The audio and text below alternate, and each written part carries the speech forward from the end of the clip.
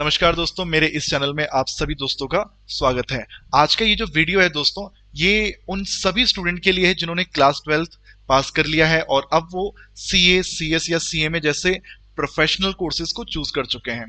दोस्तों, इन सभी professional courses की जब हम बात करते हैं तो यहाँ पर सबसे पहले आप लोगों को फाउंडेशन एग्जाम क्लियर करना पड़ता है, जिसमें आपको कई सारे सब्जेक्ट्स पढ़ने पड़ते हैं, जिसमें लॉ, अकाउंटेंसी, इकोनॉमिक्स और कुछ मैथमेटिकल पोर्शन भी आप लोगों को देखने को मिलता है।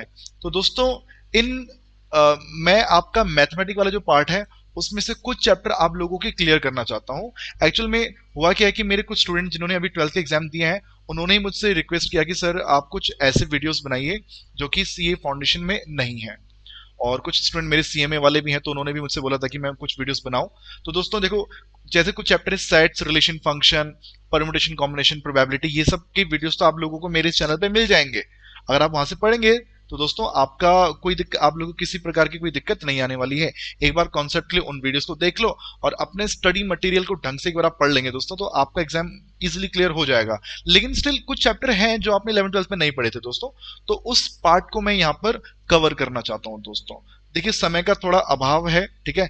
जितना मैक्सिमम मैं मेरे जरिए हो सकता है मैं उतना करने की कोशिश करूंगा, ठीक है। तो दोस्तों, आज जो है इस वीडियो में मैं जो आपकी सबसे पहली यूनिट है दोस्तों, उसको मैं यहाँ पे कवर करने वाला हूं।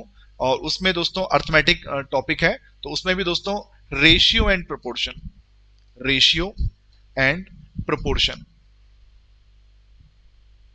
इस टॉपिक को दोस्तों मैं यहाँ पर आपके साथ डिस्कस करना चाहता हूं। देखिए दोस्तों, ये एक ऐसा टॉपिक है जिससे आप लोग आई थिंक 6th-7th क्लास से पढ़ते हुए आ रहे हैं। रेशियो एंड प्रोपोर्शन की अगर बात की जाए, समानुपात, अनुपात, हाँ जी।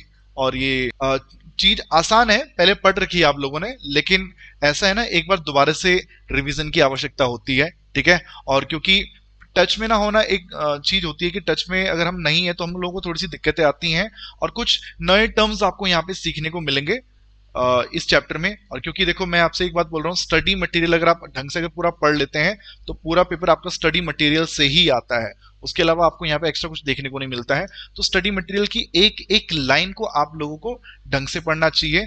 इस स्टडी मटेरियल को दोस्तों अगर आप अच्छे से कर लेते हैं तो मुझे नहीं लगता कि आपको एग्जाम में अच्छे मार्क्स स्कोर करने से कोई रोक सकता है। तो देखिए दोस्तों, चलिए ज्यादा बातें नहीं करते हैं, कार्यक्रम अब शुरू किया जाए।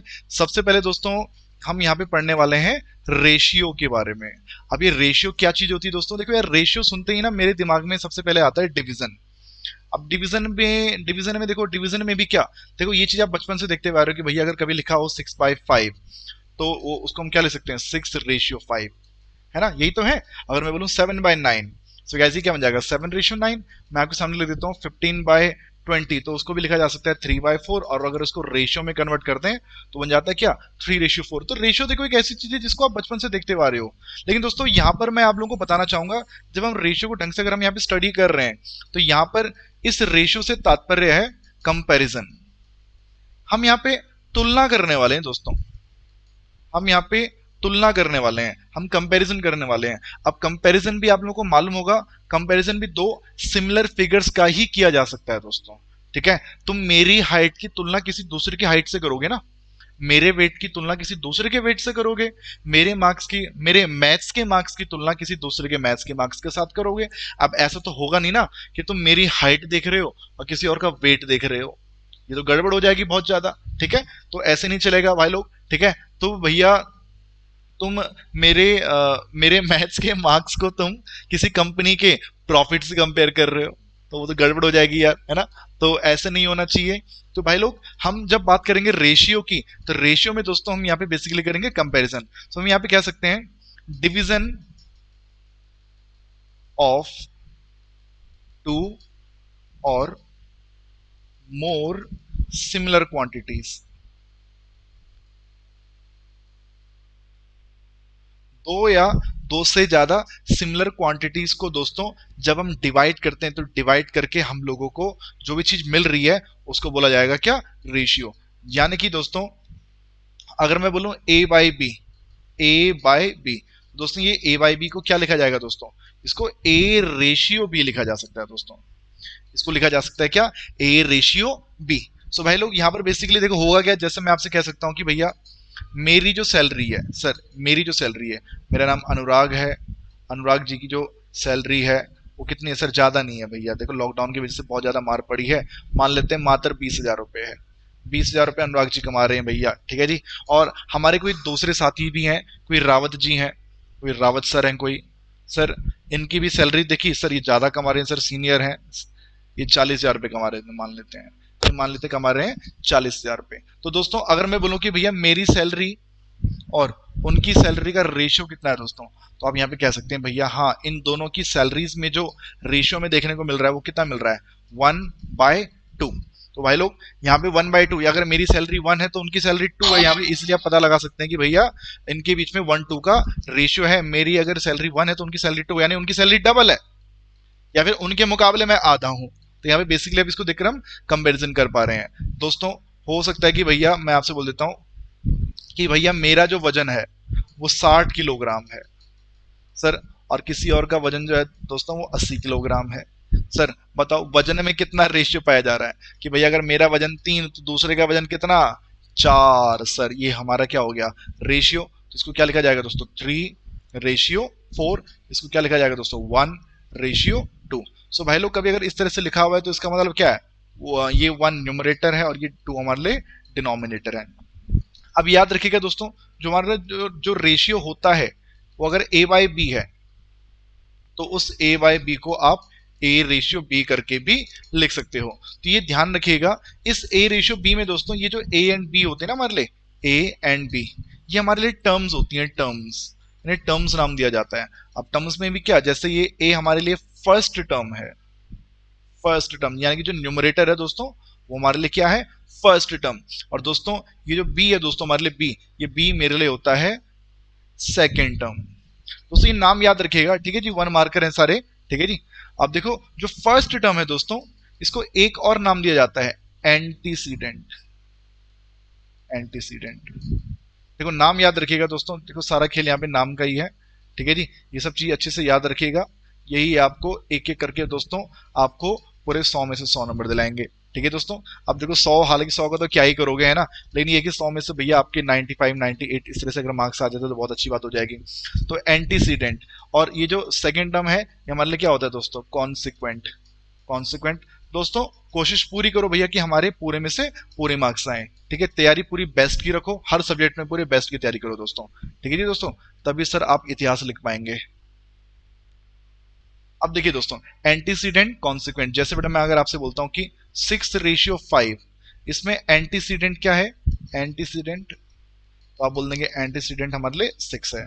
दोस्तों इसमें कॉन्सिक्वेंट क्या है? कॉन्सिक्वेंट, कॉन्सिक्वेंट, कॉन्सिक्वेंट दोस्तों हमारे लिए कितना है?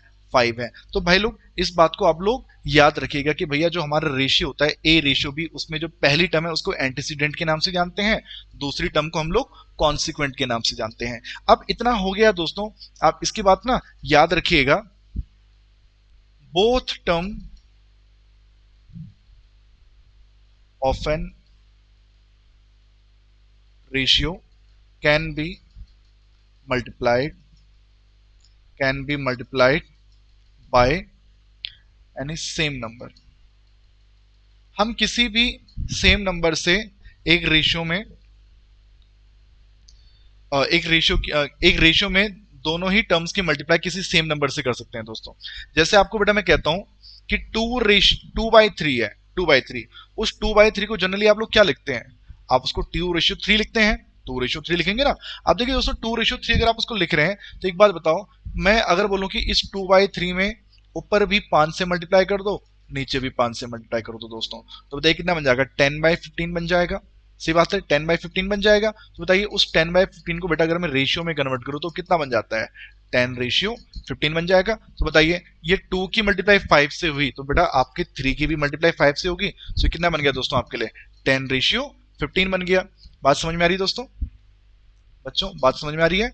अगर बेटा मैं आपसे बोल देता हूं कि 4/3 रेशियो 6/5 है, ठीक है। अब देखो यहां पर ये है, अब देखो ये एंटीसीडेंट इसका फ्रैक्शन में है, कॉन्सिक्वेंट भी इसका फ्रैक्शन में। अगर मैं इस फ्रैक्शन को अगर बेटा यहां से हटाना चाहूं तो दोस्तों देखो दोनों साइड एक तो 3 से मल्टीप्लाई करनी पड़ेगी।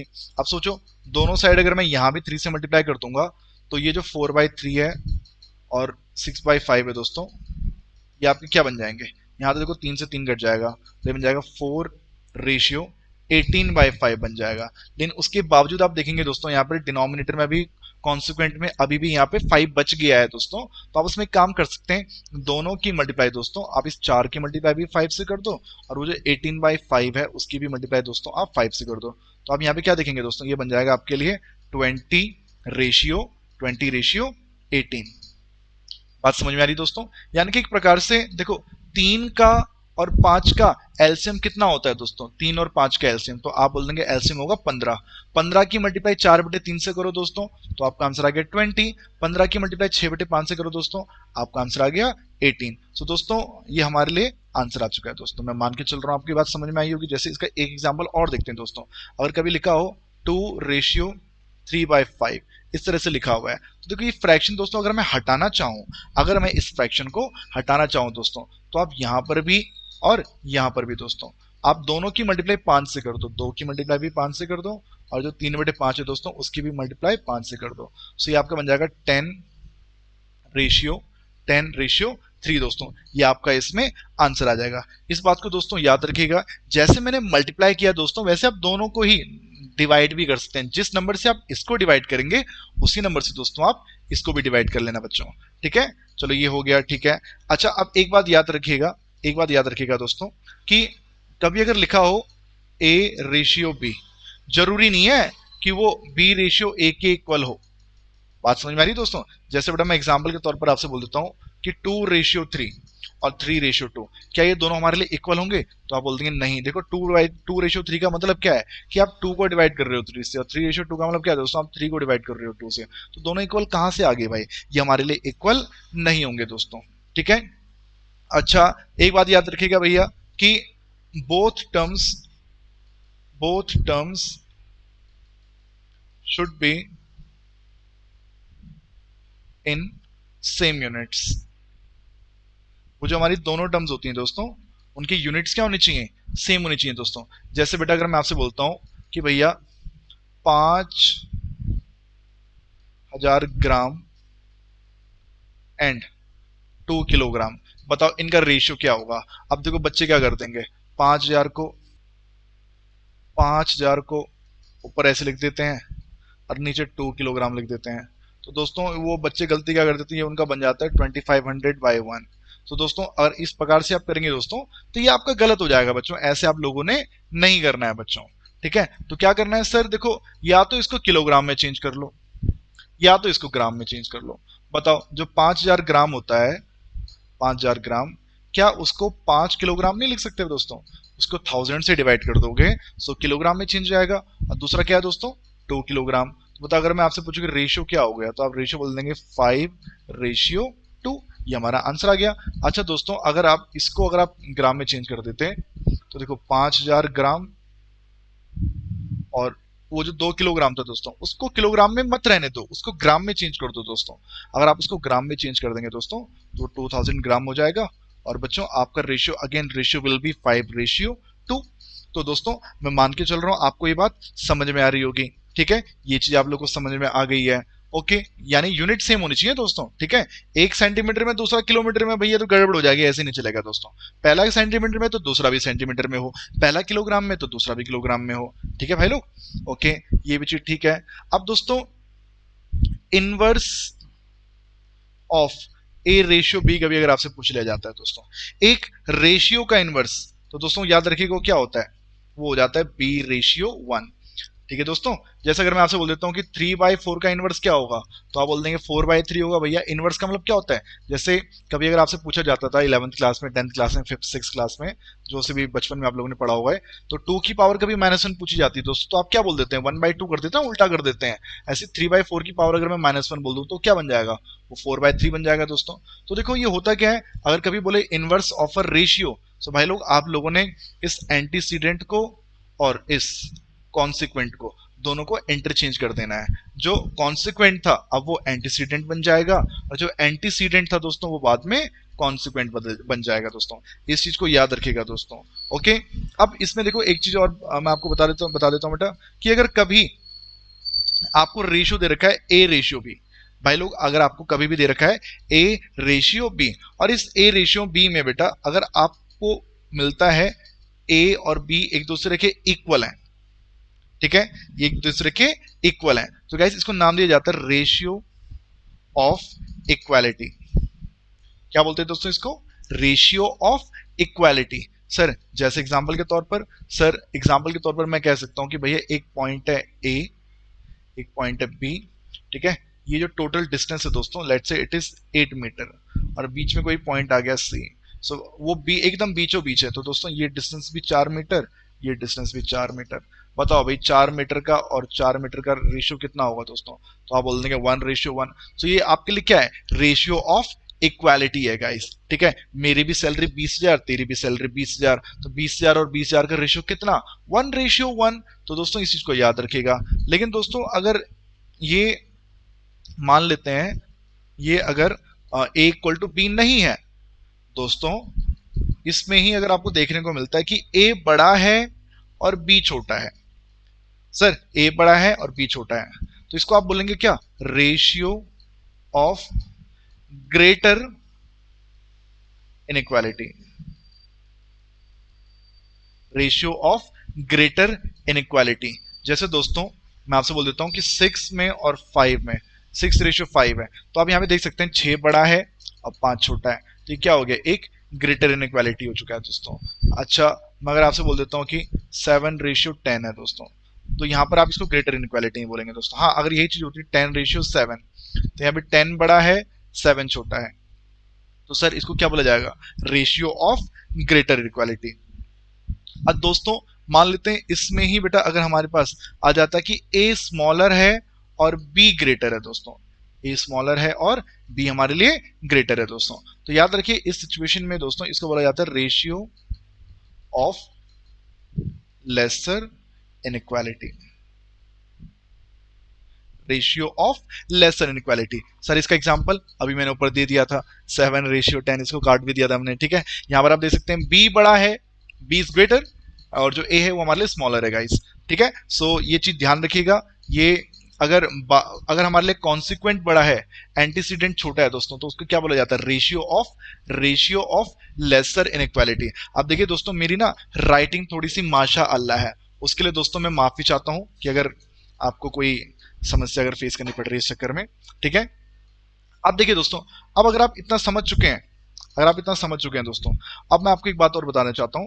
एक कंपाउंड रेशियो नाम की चीज होती है दोस्तों, कंपाउंड रेशियो। देखो क्वेश्चन भी करेंगे, पहले सिर्फ कॉन्सेप्ट देखते रहो, फिर सारे बड़े फिर क्वेश्चन की एक अलग सीरीज बनेगी। फिर दोस्तों फिर आती है एक चीज कंपाउंड रेशियो। अगर कभी भी दो रेशियो गिवन है, एक रेशियो है ए रेशियो बी और एक रेशियो में दे रखा है C ratio D, then compound ratio, और कभी पूछ ले कि इसका और इसका कंपाउंड रेशियो का क्या मतलब है दोस्तों? कंपाउंड रेशियो, सो गाइस आपने करना क्या है, इनके फर्स्ट टर्म की मल्टीप्लाई कर देनी है, ए की मल्टीप्लाई कर देनी है सी के साथ, और इस बी की मल्टीप्लाई कर देनी है दोस्तों किसके साथ? डी के साथ। तो यानी कि एंटीसीडेंट की मल्टीप्लाई एंटीसीडेंट के साथ करनी है, और कॉन्सिक्वेंट की मल्टीप्लाई गाइस कॉन्सिक्वेंट के साथ करनी है। अगर ऐसा आप कर लेते हैं दोस्तों, तो वो क्या मिलके दोस्तों जो हमको मिलेगा वो हमारे लिए क्या हुआ करेगा? Compound ratio. जैसे गाइस मैं आपसे बोल देता हूं एग्जाम्पल के तौर पर कि कंपाउंड रेशियो ऑफ 2:3 एंड 4:5, बताओ क्या होगा दोस्तों? तो भाई लोग सिंपल है, देखो ये हमारे लिए क्या हो गया? एंटीसीडेंट, ये हमारे लिए क्या हो गया? एंटीसीडेंट। तो मैं 2 की मल्टीप्लाई कर दूंगा 4 के साथ, आपका आंसर आ जाएगा 8, और मैं 3 की मल्टीप्लाई कर दूंगा दोस्तों 5 के साथ, और आपका आंसर आ जाएगा 15। सो गाइस कंपाउंड रेशियो बन चुका है दोस्तों हमारे पास कितना? 8:15। मैं मान के चलो दोस्तों आपको ये बात समझ में आ गई होगी। अब जैसे दोस्तों आप लोगों ने यहाँ पे 2, 3 और 4, 5 पे कंपाउंड रेशियो देखा, अब जरूरी नहीं कि दो ही रेशियो दे रखे हो। कंपाउंड रेशियो ऑफ 2, 5, 3, 1 एंड 2, 1 ये पूछ लिया गया। अब क्या करोगे भाई लोग? अब क्या किया जाए?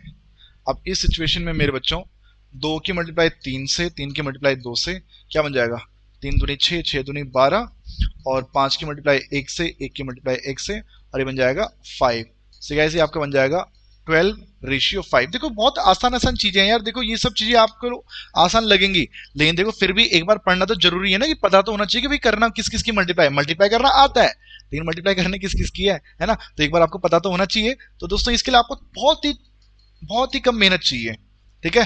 तो यहाँ पर आपको इतना ज्यादा मेहनत नहीं करना, इसको बस आप लोगों ने एक बार पढ़ना है, ठीक है। तो ठीक है, आप इस चीज को समझ गए हैं। कंपाउंड रेशियो हम 2 रेशियो से भी निकाल सकते हैं, 3 रेशियो से भी निकाल सकते हैं, 4 रेशियो से भी निकाल सकते हैं दोस्तों। अब दोस्तों देखिए ऐसा होता है ना, कई बार हम क्या कहते हैं कि बताओ भैया कि compound ratio of A ratio be with itself. Compounding करनी है लेकिन खुद के साथ। अब इसका क्या मतलब है भाई, इसका मतलब ये है कि A ratio B and A ratio B अगर हमें दे रखा है, तो बताओ इसका कंपाउंड रेशियो क्या हो जाएगा, कंपाउंड रेशियो। तो आप क्या बोल देंगे, ये बन जाएगा ए का स्क्वायर, ए की मल्टीप्लाई भाई किसके साथ कर दोगे, ए के स्क्वायर ए के साथ ही करोगे, तो ए स्क्वायर, और ऐसे बी की मल्टीप्लाई किसके साथ करोगे दोस्तों, बी के साथ करोगे, तो क्या बन जाएगा बी का स्क्वायर, तो A ratio B square, A square ratio B square. दोस्तों इसको नाम दिया जाता है क्या, डुप्लीकेट रेशियो। इसको नाम दिया जाता है क्या, डुप्लीकेट रेशियो। अब ये डुप्लीकेट रेशियो का मतलब क्या है दोस्तों, ये चीज बेटा जो मैंने अभी आपको बताई है, compound ratio with itself, compound ratio with itself. Sir अगर मुझसे पूछ ले कि कंपाउंड रेशियो बताओ या फिर डुप्लीकेट रेशियो, डुप्लीकेट रेशियो बताइए ऑफ ए रेशियो बी, तो आप जवाब दे देंगे क्या, ए स्क्वायर रेशियो बी स्क्वायर। इसे बोलते हैं क्या, डुप्लीकेट रेशियो। इस चीज को रखिएगा दोस्तों याद, ठीक है, डुप्लीकेट रेशियो। अच्छा सर एग्जांपल दो, सर मुझसे पूछ लेता है कि डुप्लीकेट रेशियो ऑफ 2:3 क्या होगा, तो आप बोल देंगे भैया सिंपल है, 2 का कर देंगे स्क्वायर, 3 का कर देंगे स्क्वायर, क्या आंसर आ जाएगा 9। सो दोस्तों हम 2 3 की कंपाउंडिंग कर रहे हैं किसके साथ, 2 3 के साथ ही, तो इसको नाम दिया जाता है क्या, डुप्लीकेट रेशियो। ऐसी दोस्तों एक ट्रिप्लीकेट रेशियो होता है, ट्रिप्लीकेट। अब इसमें क्या होता है, अगर मुझसे पूछ लिया जाए कि triplicate ratio of A ratio B क्या होगा दोस्तों, तो सिंपल है, ए का क्यूब करना है, बी का क्यूब करना है, और बीच में दोस्तों उसके रेशियो लगा देना है। सर ये हमारे लिए होता है ट्रिप्लीकेट रेशियो। सर इसका कोई उदाहरण दे सकते हैं आप, बिल्कुल दे सकते हैं सर, उदाहरण क्या देने के आधे तो बच्चे खुद ही समझ गए होंगे, लेकिन स्टिल बेटा एक बार देख लीजिए इसमें क्या होगा। अगर मुझसे पूछ ले कि ट्रिप्लीकेट रेशियो ऑफ 2:3, तो आप क्या जवाब दे देंगे दोस्तों, आप लोगों ने जवाब दे देना है कि 2 का क्यूब हो जाएगा 8, 3 का cube it will be 27, so 8:27 will be your answer. तो दोस्तों ये हमारा होता है ट्रिप्लीकेट रेशियो। अब डुप्लीकेट रेशियो समझ गए, ट्रिप्लीकेट रेशियो भी हम समझ गए। अब दोस्तों इसमें ही एक सब डुप्लीकेट रेशियो आता है, सब डुप्लीकेट रेशियो। अब ये क्या चीज है दोस्तों, अब ये क्या चीज है दोस्तों, जैसे आप कंपाउंडिंग कर रहे थे, आप मल्टीप्लाई कर रहे थे ना दोस्तों, अब मल्टीप्लाई नहीं करने वाले लोग। हाँ जी, अब क्या करना है फिर, मुझसे अगर पूछ ले कि subduplicate ratio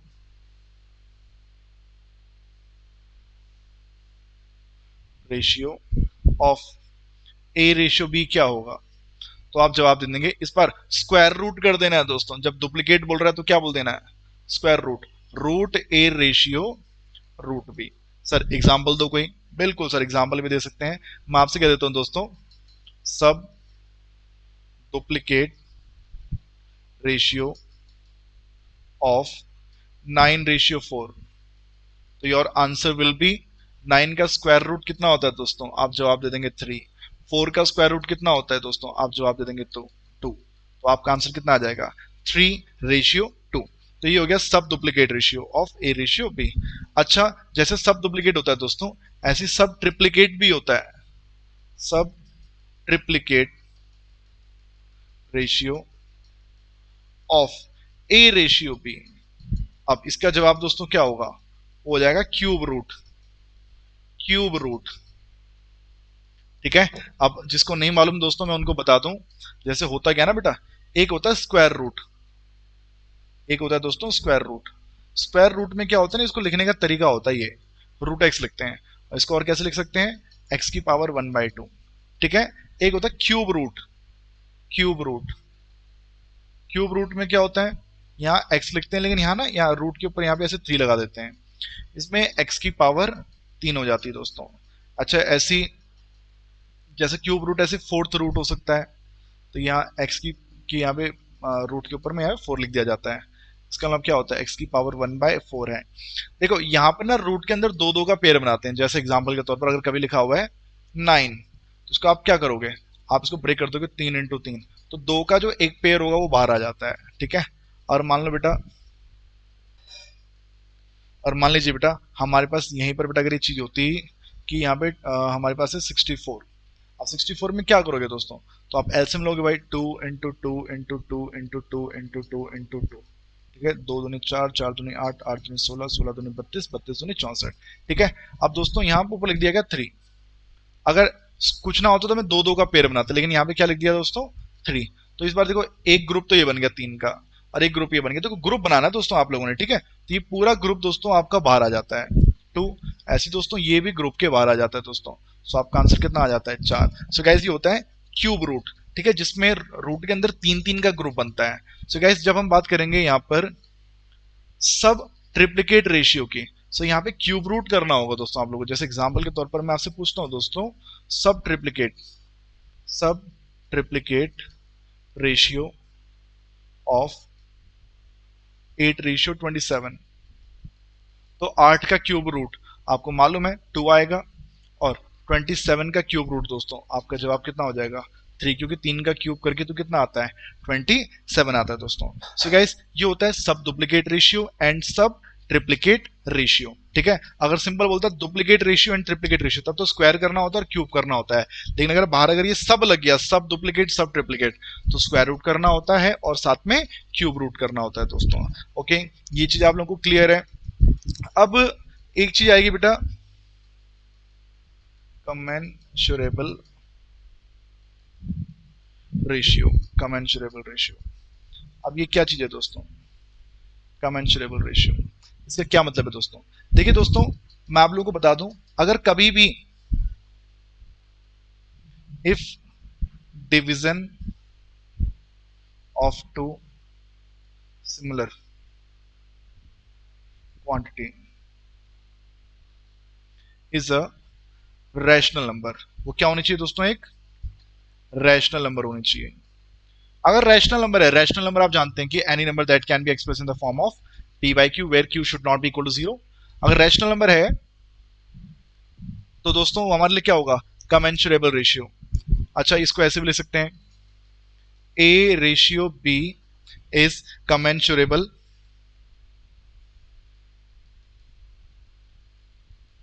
if a and b are integers.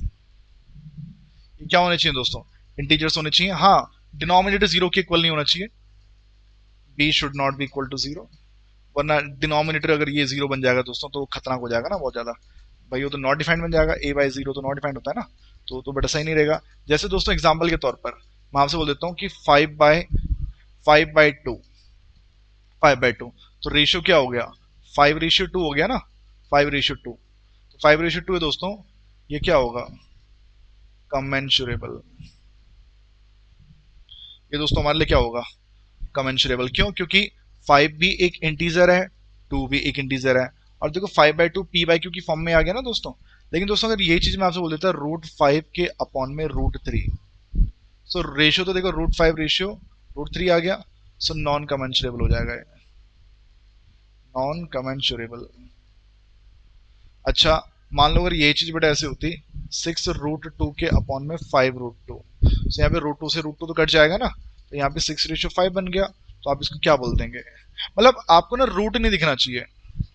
ठीक है, रूट के अंदर कोई प्राइम नंबर आपको नहीं दिखना चाहिए, मतलब कोई इरेशनल नंबर आपको दोस्तों नहीं दिखना चाहिए। यहाँ पर देखिए तो रैशनल, देखिए 6/5 सही है ना, 6/5 p/q की फॉर्म में है, लेकिन अगर मैं बोल दूं रूट टू बाई 5, ये पी बाई क्यू की फॉर्म नहीं है, क्योंकि ये कोई इंटीजर होना चाहिए दोस्तों। ठीक है दोस्तों, ये जो हमारे होते हैं पी और क्यू, पी एंड क्यू क्या होते हैं, वो इंटीजर्स होते हैं, और जिसमें क्यू हमारा 0 के इक्वल नहीं होता है। तो दोस्तों इस चीज को आप लोग याद रखिएगा, ये हमारे लिए होता है कमेंसुरेबल रेशियो। तो दोस्तों देखो कॉन्सेप्ट चले जा रहा है, बहुत सारा कॉन्सेप्ट है, ठीक है जी। इसको आप लोगों को ना, इन चीजों को, इन सभी टर्म्स को आप लोगों को याद रखना पड़ेगा कि भैया डुप्लीकेट रेशियो क्या होता है, सब डुप्लीकेट क्या होता है, ट्रिप्लीकेट क्या होता है, सब ट्रिप्लीकेट क्या होता है, कमेंसुरेबल क्या होता है, नॉन कमेंसुरेबल क्या होता है। दोस्तों ये सब चीजें दोस्तों आप लोगों को याद रखनी पड़ेंगी।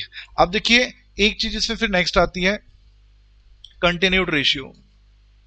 कंटिन्यूड रेशियो, अब ये कंटिन्यूड रेशियो क्या है दोस्तों, देखिए अभी तक ना आप दो चीजों को डिवाइड कर रहे थे दोस्तों, अभी तक आप लोग सिर्फ दो चीजों को डिवाइड कर रहे थे। भैया आप मेरी हाइट को किसी दूसरे की हाइट से कंपेयर कर रहे थे, आप मेरी सैलरी को किसी दूसरे की सैलरी से कंपेयर कर रहे थे, लेकिन मैं अब बोल रहा हूं आपसे मेरी सैलरी के साथ मेरे दोस्त की सैलरी और उसके दोस्त की सैलरी को भी कंपेयर करो।